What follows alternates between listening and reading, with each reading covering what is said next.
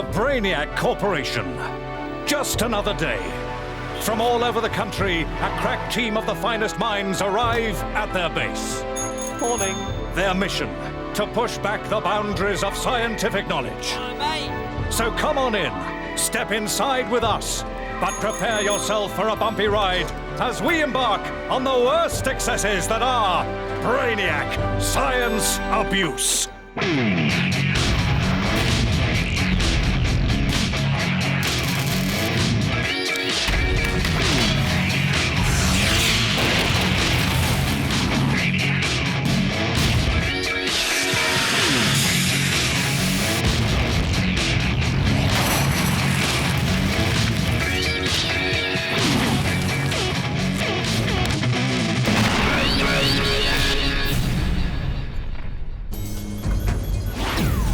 Welcome to Brainiac, the science show that stays up way past its bedtime. In the lab tonight, bunging things in microwaves, stuffing your face full of chocolate, and chucking dried food down your neck. Also, we throw Brainiacs around to make them throw up. And, of course, we inflict more mindless destruction on innocent caravans. But first,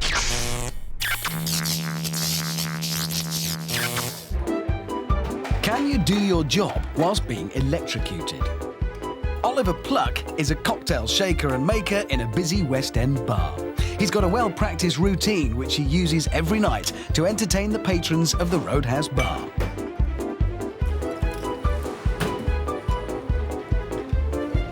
Pretty cool, isn't he? But how good will he be when we wire him up?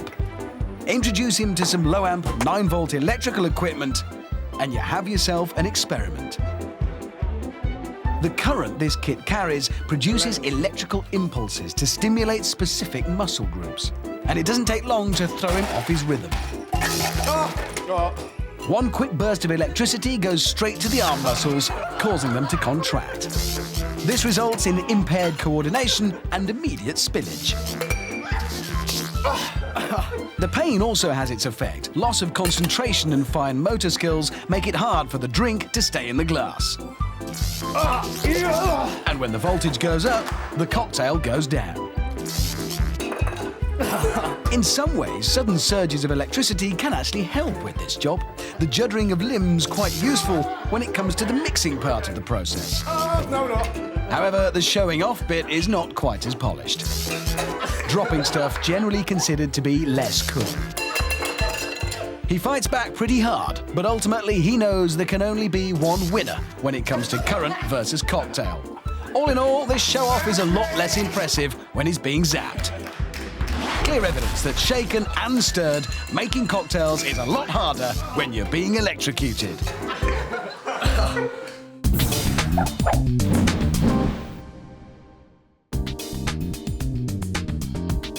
Here's one for you. If one synchronised swimmer drowns, do they all have to drown?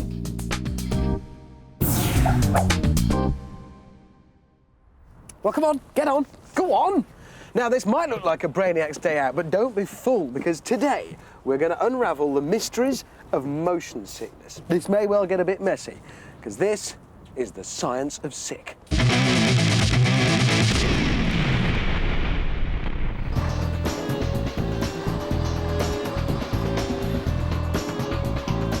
Motion sickness is the nausea, disorientation and fatigue caused by continuous head motion. It's usually experienced as travel sickness, which is caused by the lurching of the vehicle as it brakes and then accelerates again. I'm doing it at 5-second intervals. So that's accelerate, 2, 3, 4, and then brake again. That's the best way, because effectively you're kind of mimicking the rolling of a ship, if you like. Basically, I'm making everybody seasick. But here's the bit I love best. Apparently, as the driver, I'm not affected by it, because I know when it's going to brake and I can anticipate it, and I know when it's going to accelerate, so I can be braced and ready for it. Apparently, we could do this all day. The Brainiacs would be sick as pigs, and I wouldn't be affected at all. Of course, course, it wouldn't be a coach trip without packed lunches. Mini Scotch eggs, mashed up egg coated in bits of pig. Now that is sick food. The first sign of motion sickness, oh, sorry folks, just breaking there, is blood draining from the face. So look out for anyone pale. Might also see yawning and, oh, sorry about that one, and restlessness, and maybe a sweat forming on the upper lip and on the forehead. And finally, puking. Hold on. Oh, dear. 1 in 4 people suffer from motion sickness, so with 5 Brainiacs, it's only a matter of time before someone blows chunks. But why wait when there's a way to make them even sicker? It's common knowledge that reading in a car or on a coach makes you feel sick. So, Brainiacs, take out your reading matter and start reading. Takeaway food menus, the perfect reading material if you want to get the juices flowing. But there is more to it than that, because as these Brainiacs read, their brains are getting confused. Their eyes are telling their brains that because the menus aren't moving, neither are they. But the balance circuits in their inner ears are reporting movement all over the place. The result? A brain that doesn't know if it's moving or not, and a motion-sick Brainiac. Oh, there's a yawn, a classic sign of sickness, and, well, there's no clearer sign than that. There's no doubting these Brainiacs really are a sickly lot. But what about me? No sweating, a colourful complexion, I still look fabulous. So there you go, conclusive proof that no matter how badly you drive or how ill your passengers feel, drivers do not get travel sick. Still to come on Science of Sick, why Brainiacs hate roundabouts but 5-year-olds love them.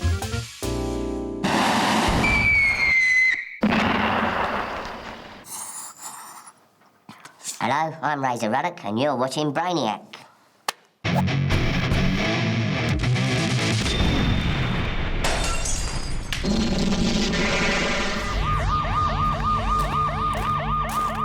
Stop! The following experiment is dangerous. Do not try this at home. No, really, don't. Paint comes in tightly sealed tins. When the microwave goes on, the heating process starts. The paint molecules are agitated, the liquid expands, till the tin can hold out no longer and explodes. We do these experiments so you don't have to. Do not try this at home.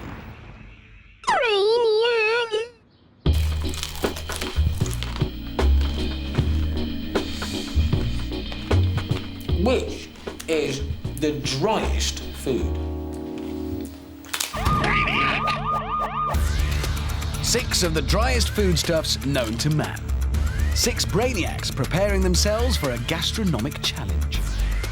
Ahead of them, quite the opposite of their usual liquid lunch. Stand by then, and start. They're crunching down the most arid foodstuffs we can find. Last one chewing the winner. Cream crackers have enjoyed a long-held reputation for their moistness-free properties. Legend has it that eating 3 of these cheese biscuits is some kind of Herculean task. But the challenges today are of a far higher mettle. China's finest, prawn crackers, made in Basildon, of course, are designed to suck the juice right out of you. Dried pot snacks, a fairly appalling culinary prospect when they're hydrated, they reach a unique level of nastiness in their unwatered form. Peanut butter, a real roof-of-mouth clinger, this stuff.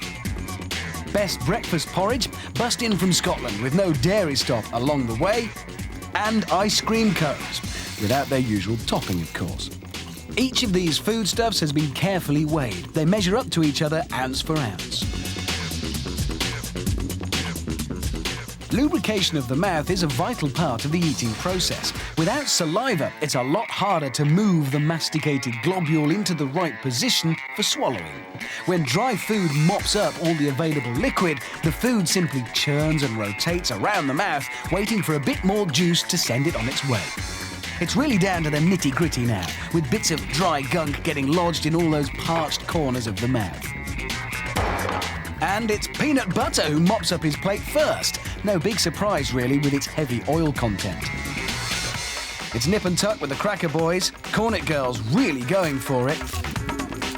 And even Porridge Boy looks confident. And it is in fact Prawn Cracker Kid, the next to finish. Again, the oil must have helped.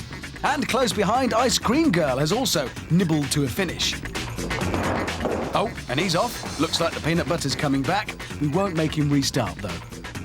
And Porridge Boy's heroically staggered to a finish. That can't have been much fun. Which leaves the favourite cream crackers against the student's friend, the potted snack. Such dedication really brings a lump to the throat. And surprisingly, Cream Cracker Boy manages to force the last bit down, leaving potted snacks gurning away seemingly forevermore. Potted snacks then, now officially the driest food in the world.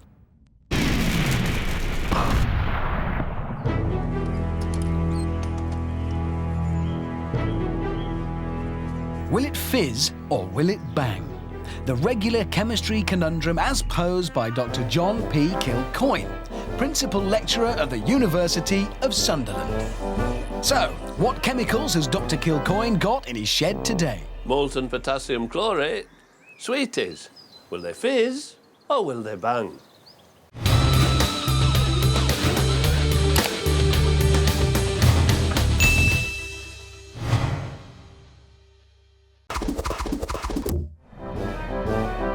Earlier, Dr. John Kilcoyne of the University of Sunderland posed the question, potassium chlorate and sweeties. Will it fizz or will it bang? The answer? Fizz. The potassium chlorate oxidizes the jelly sweet. This reaction releases an instant hit of energy in the form of light and heat. This energy is equivalent to its calorific value when eaten. What a great fizz! Nice one, Doc. 47 seconds science. Big science questions answered in bite-sized chunks. Does eating chocolate make you spotty? This Brainiac's going to find out. She's got a week of eating only chocolate. By the end, will her face be clear or a mass of weeping pustules?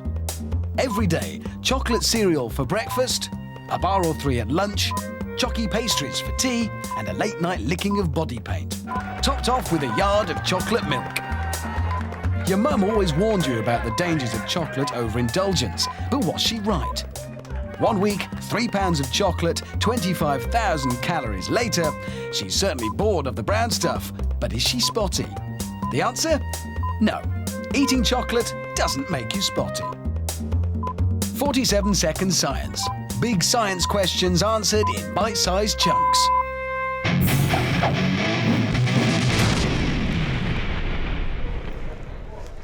Dear John, my great-grandfather on my mother's side was Belgian, which is probably why I've always enjoyed strong continental lager. But, despite my heritage, a night on the tramp juice always leads to a terrible hangover the following morning. Can you find out if there's anything I can do the night before to stop this happening? Thanks, Brian from Ipswich. Well, Brian, I suppose just not drinking in the first place is out of the question. But leave it to me, I'll do my best.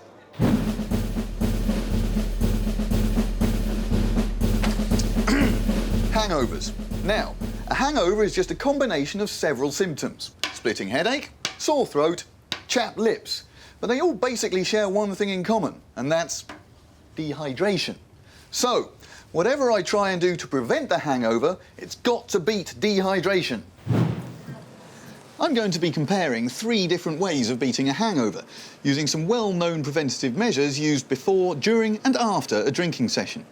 Obviously, this means that I'll be needing 3 different drinking sessions over 3 different nights, which is quite a lot of drinking. Oh well.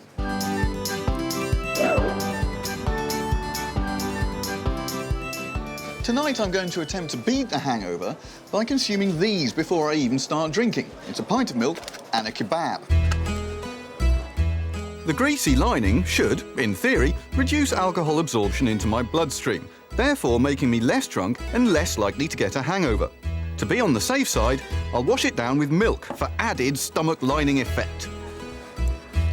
It's all a bit weird, really. One way round. Should be going home and having a kip now, not settling down to 5 pints of strong lager. Nah. For scientific purposes, I'm going to drink the same amount of alcohol every night. Tonight, that's a hangover-inducing 5 pints of strong continental lager. It's an interesting experiment, though, and I'm going to enjoy it. Good health, gentlemen. When you have a drink, toxins work their way into the bloodstream, and these have to be broken down by the liver and kidneys. To do this requires water, which the liver and kidneys get by raiding the body's own fluid supplies. On top of this, alcohol is a diuretic, which is just a posh word for saying that it makes you wee a lot. Nice meeting you. Now remember, I'm doing all this drinking strictly in the name of science. Don't you be doing it. Drinking in large quantities is not big and not clever, so just don't. That's me well and truly sozzled. I'm off home to bed to see what the morning brings.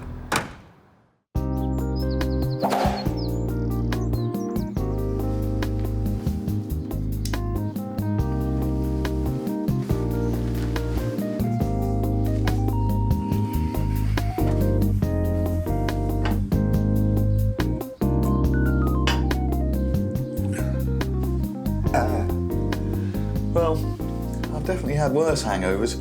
It's fair to say I felt better in the morning. My mouth is dry, got a real headache going, and what makes it all worse is I can still taste last night's kebab.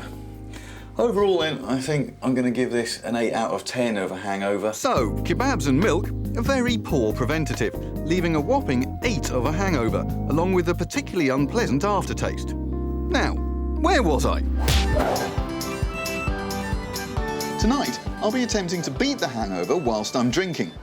Now, last night I drank 5 pints of strong continental lager, whereas tonight I'll be drinking weak Australian lager. Now, normally I wouldn't do this, but it is for science. The thing is, to get the same amount of alcohol, I'll be drinking 6 pints instead of 5. Cheers. By having the same amount of alcohol, but drinking an extra pint, I am, in effect, drinking an extra pint of water, which hopefully will stop me feeling dehydrated tomorrow morning. Well, that's the theory.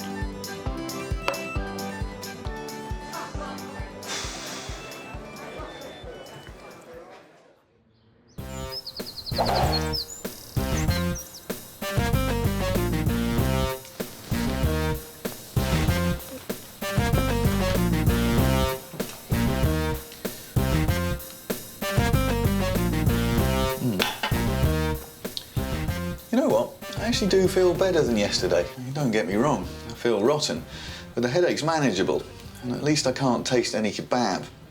Overall then, I'm ranking this hangover as a healthy but acceptable 6 out of 10. So, weak lager is a success, scoring just 6 on the hangover scale, a full 2 points weaker than yesterday's effort. Just one more night of drinking to go. It's the final night of drinking, and thank goodness I'm back on the strong continental lager. Tonight's preventative involves these: a pint of water and a couple of paracetamol.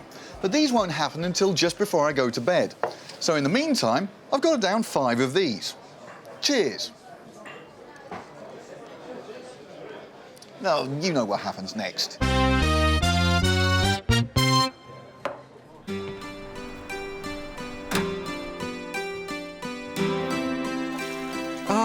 Home. But before I lay in the tender arms of sweet Lady Sleep, there's a certain painkiller and a pint of water to attend to. Cracking. We'll see you tomorrow.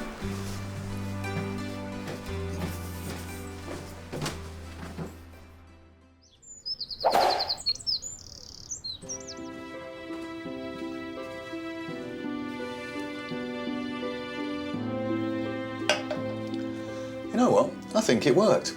I actually feel okay. This hangover barely registers, so I'm scoring it no more than 2 out of 10. I'm gonna get some breakfast.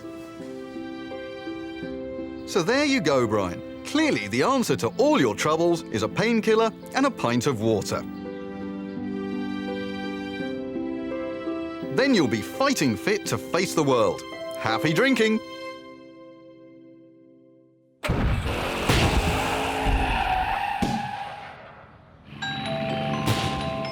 Dr. Bunhead on the road, where science's biggest loser sets off in his trusty old van, peddling chemistry to the masses.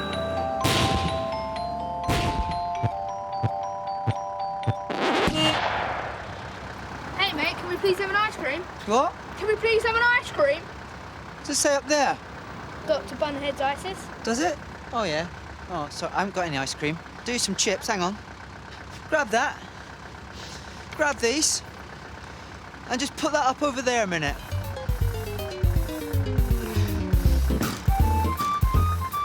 Potato. You finished? Come on, back over here. Granny's walking stick. Don't tell her. Sounds about right. And then, help it on its way. A bit of rocket fuel. Stand back. Squirt a bit of that in there. Put the lid on. And we've got a laser guidance system on this. That's it. Step back. On 5, 4, 3, 2, 1. 3 chips. Here we go. Go and pick them up. There you are. What do you reckon? Better than school meals? There's nothing wrong with that. It's all right. Go on, clear off. Get lost. Go back to your lessons. You're in detention. Education. My backside, you little monkeys. Go on. And pick your rubbish up, you messers.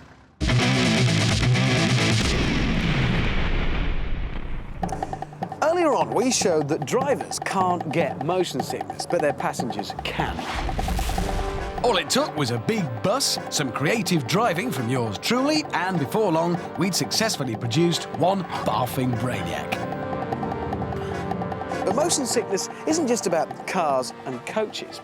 Scientists reckon that motion sickness doesn't develop until late childhood, which explains why your average 5-year-old can happily spend all day spinning round without even the faintest hint of a chunder. Look at the little scamp. He's loving it. So, we've got a puke-proof 5-year-old and 3 Brainiacs, including the Chunder King himself. Now all we need is some kind of vomit-inducing apparatus. A children's roundabout. OK, Brainiacs, spin the roundabout. Now, if scientific theory is correct, then 2 things should happen here. 1, this little chap is going to have some serious fun, and 2, this lot are going to chuck their guts up.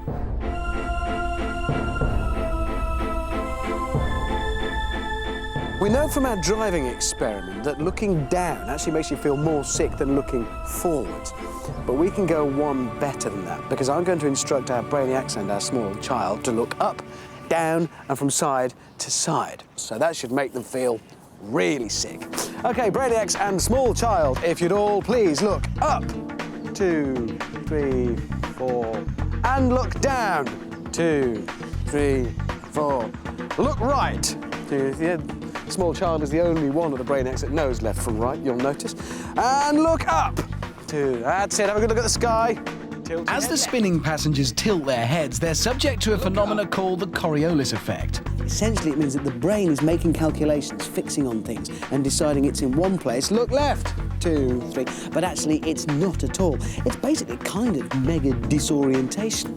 Isn't science great? Look right, 2, 3. Look up. Look left. Look down. See, our child is absolutely fine. Look at his face. Perfectly happy. He'd do this for days. And we might do this for days. But while our 5-year-old is happy spinning away, the mega disorientation of the Coriolis effect is making one Brainiac look more than a bit peaky. Look down. See if we can finish him off. Look up. Look down. See, he's going round and round. Look left.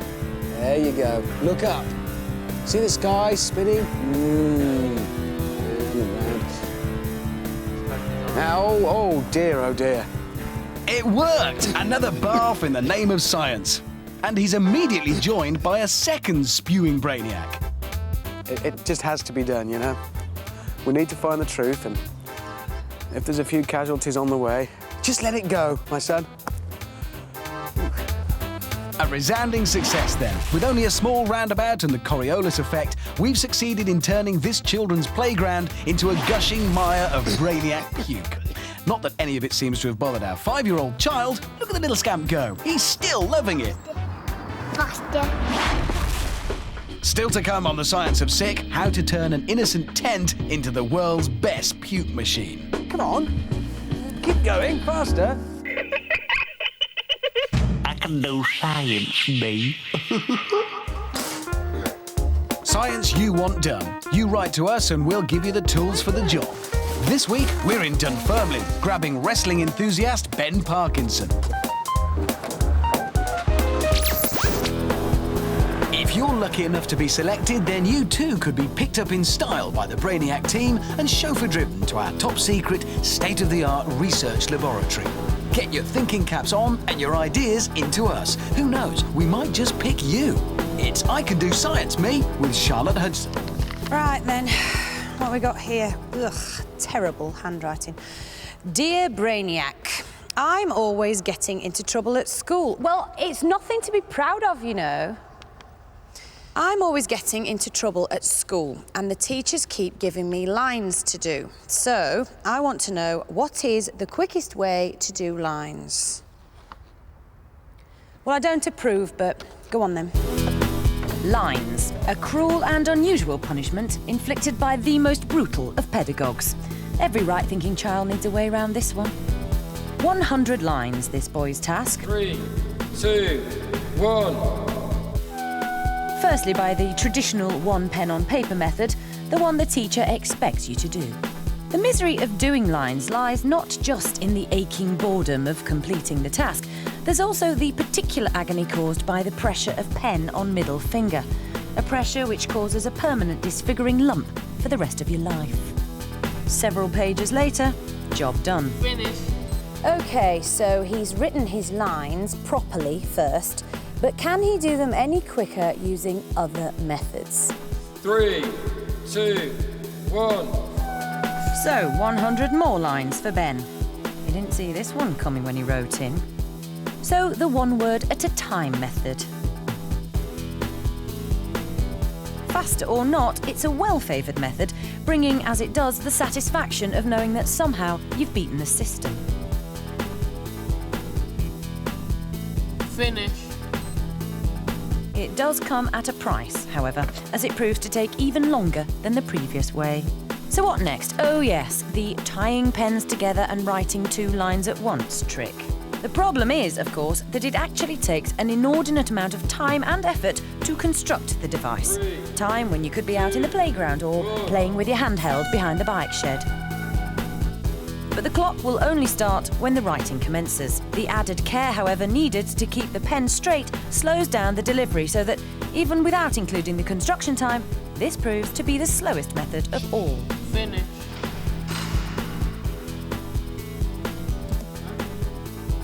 His name is Ben Parkinson. He wanted to know the quickest way to do his lines. The answer? Doing them properly. I can do science, me.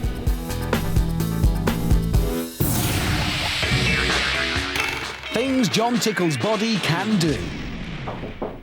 Come in. Stand over there for me.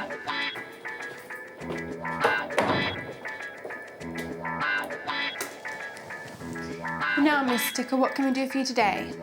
Nurse, I'm bored. Can you show me something interesting that I can do with my body? Certainly, try this. I want you to put your hands into your pockets and push out hard for 30 seconds. If you do this, your muscles tighten and contract, That's good. Keep doing it. so that after a period of consistent straining, when you stop and let your arm hang loose, it will start to levitate of its own accord. OK, Miss Tickle, take the hands out of your pockets and relax those arms. Oh, that's amazing. My arms are floating. Thanks, nurse. That'll keep me amused for hours. Not at all. Bye-bye, Mr. Tickle. Just one more thing John Tickle's body can do.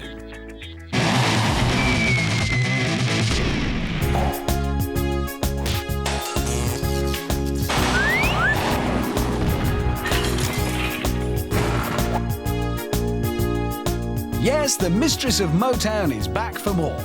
Diana really went off the whole motoring experience after her famous roadside breath test, so she needed very little persuasion to come back and explode another vehicle. Her small but enthusiastic group of hardcore fans slaver with excitement at having the legendary star right in their midst once again.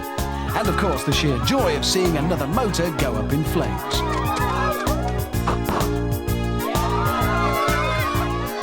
Stepping carefully across to the setup that's been arranged for her, Diana's sticking to what she knows. Blowing up the car by means of another chain reaction.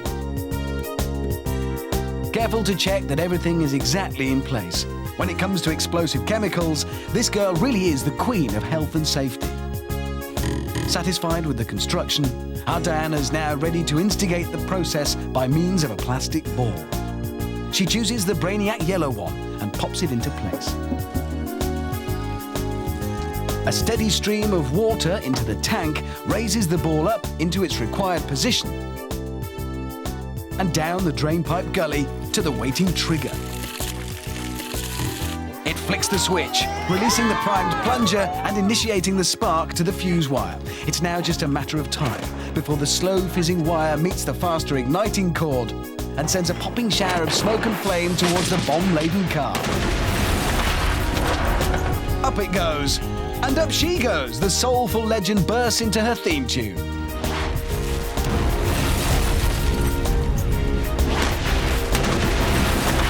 The biggest bangs, Diana Ross and her chain reaction. Granny Brainiac, homespun science from the nation's favourite old dear. Oh no, Gran! I spilled tea on my shirt. Oh, don't worry, dear, I'll fix it. Spilling tea on your favourite t-shirt can be a bit of a nightmare, but Granny knows how to fix it. A little dab of detergent to loosen the stain, a wipe of vinegar to neutralise it, and a final application of water to wash it away. However, Granny needs a lot more to remove that stubborn stain, but we can lend a helping hand. Here you go, Granny. Detergent, vinegar, and water.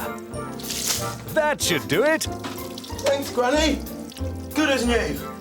Ah, yes, Granny knows best. She certainly does. Homespun science from the nation's favourite old dear.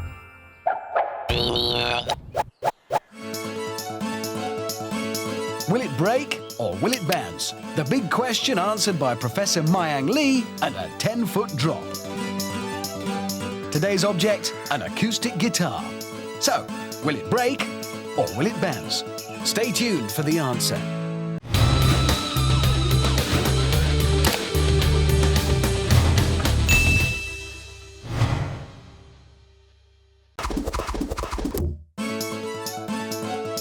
But first, we asked, will an acoustic guitar break or will it bounce?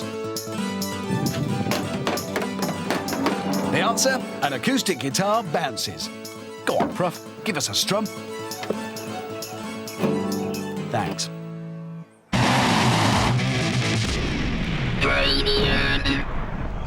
Instruction manuals, they're always telling you lots of things not to do. But what about the things they don't tell you not to do?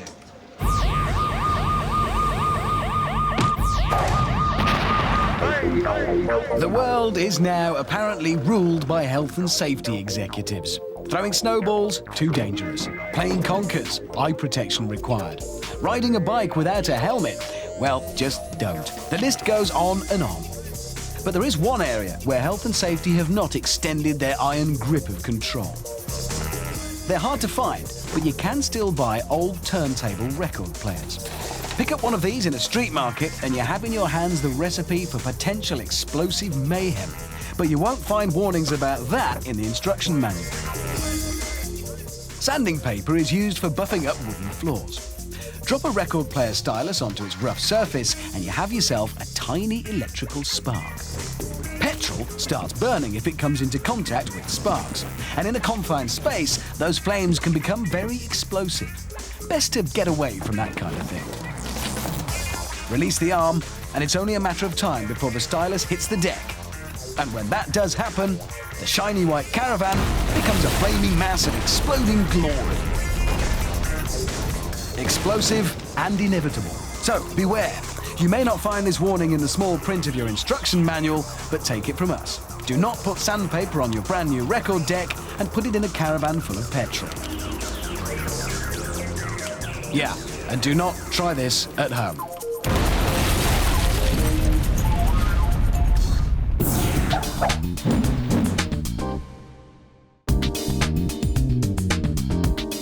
Here's one for you. What colour is a mirror?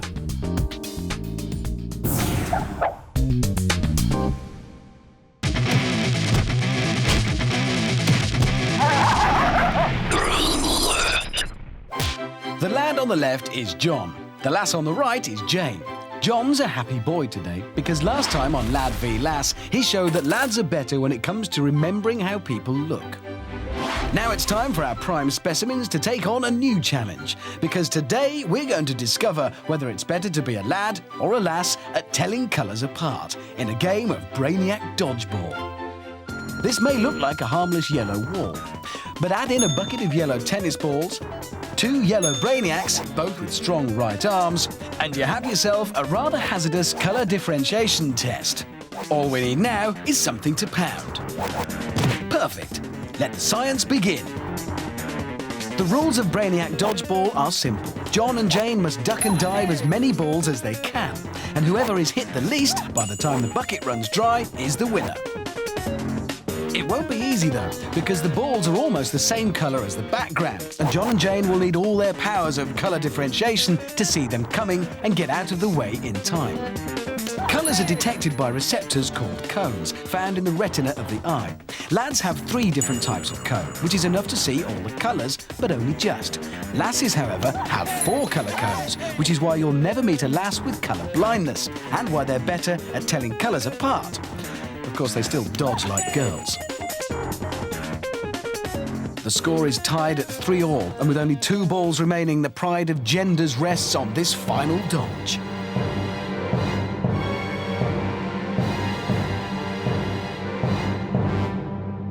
Crikey! Well, this contest couldn't have been settled in a more conclusive fashion. Our lad takes a direct hit to the ghoulies, whilst our lass sees the flight of the ball clearly and executes the perfect dodge to clinch victory. So we at Brainiac can confirm that girls are indeed better at telling colours apart. One of many reasons why, when playing Brainiac Dodgeball, it's better to be a lass. Join us next time to see whether it's better to be a lad or a lass in a staring contest.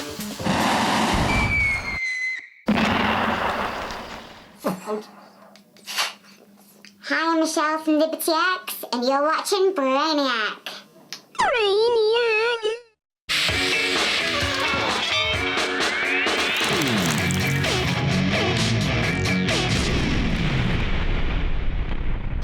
Pub Science, the Brainiac alternative to mixing your drinks.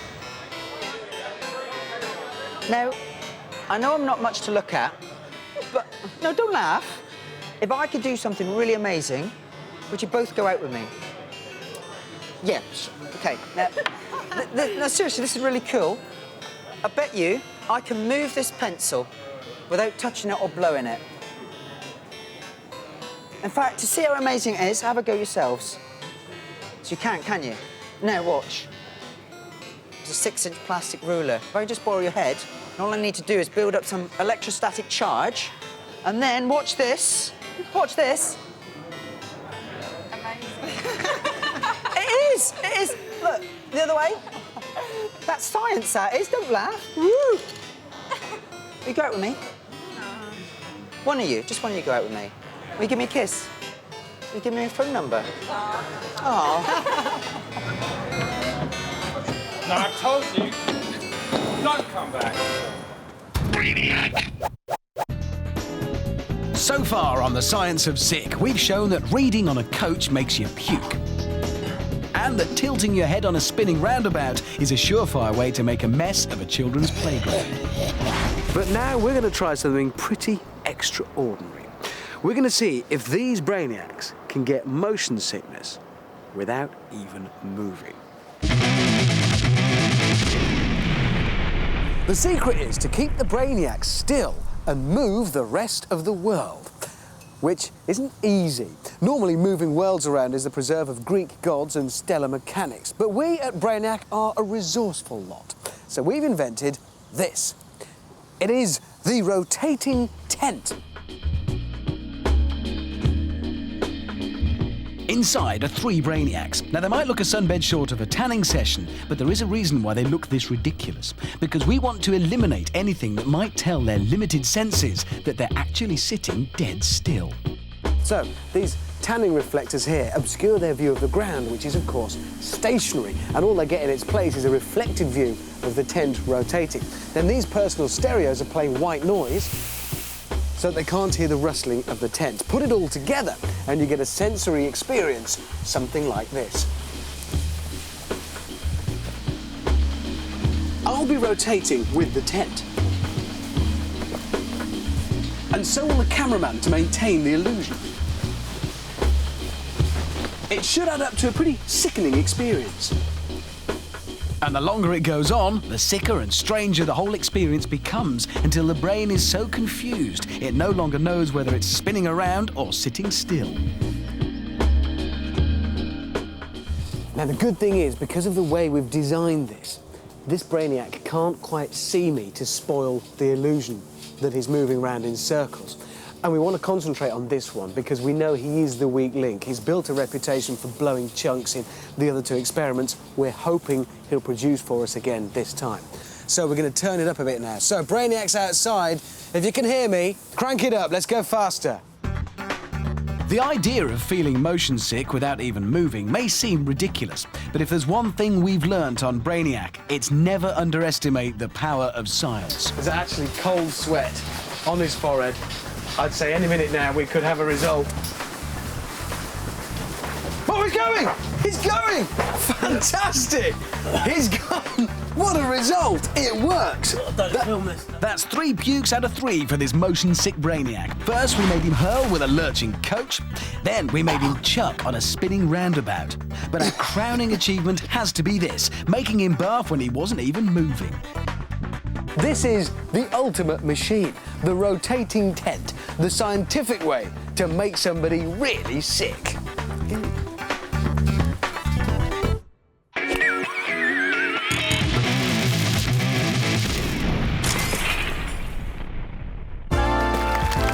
Hello and welcome to Pro Celebrity Brainiac Golf. You join us just in time for the culmination of another explosive round. Top golf professional Jimmy Spence has matched Brainiac shot for shot. And now it's down to who can hold their nerve on the final green. Not your usual game of golf this. We've got 8 caravans, each filled with a bomb and a different chemical. This week, it's calcium chloride. When the ball goes in the hole, it sets off the fuse wire, which travels up the flag and along to the caravan, setting off a huge explosion and a different colour flame, depending on the chemical. And they've both managed to get quite close to the hole. Jimmy to putt first, though. And bit unusual that, but they all count. And now we're in explosive territory. No time for too much in the way of celebration. They're all going to have to get a bit of a move on if they're going to avoid that splintering caravan, because when it goes up, it's going to be carnage. And there it goes.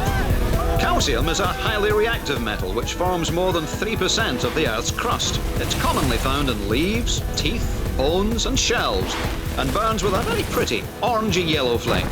A favourite chemical for all Brainiacs, and the perfect end to another fine round of Brainiac Golf.